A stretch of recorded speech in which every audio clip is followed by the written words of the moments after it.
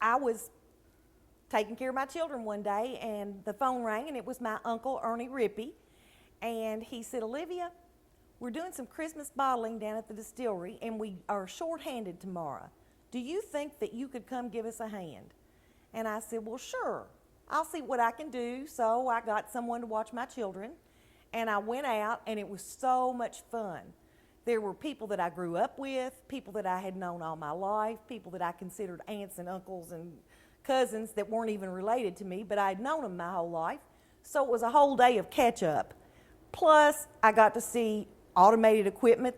Never seen that before, really, except, from a distance. So I was actually involved in the process that day. It was kind of like being Laverne and Shirley. So I had a really, really good time, and that was in August of 1973, and I ended up staying. I was beginning my 41st year, so I really enjoyed it. Well, I started out on the bottling line, and that suited me real well because you could be off in the summertime to be with my children.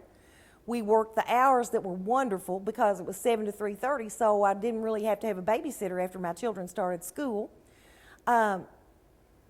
As my children got older, we started enjoying travel and things like that, so I was encouraged to work more. So I started taking on extra responsibilities. I learned how to dump bottles like the men did, and we would dump the bottles. We would do 120 bottles a minute. So we would just stand there and just turn the case upside down and put the bottles on the line. But generally men had done that in the past, and I decided that I was going to do it. So I did. I took over some of the cleaning there and started getting to know more about what was going on in the facility itself. I was there for 15 years. I had worked, they always called me a young hand, and probably if I went out there now, they'd still say, well, she's a young hand. But I was there for 15 years, and as I said, I like to travel.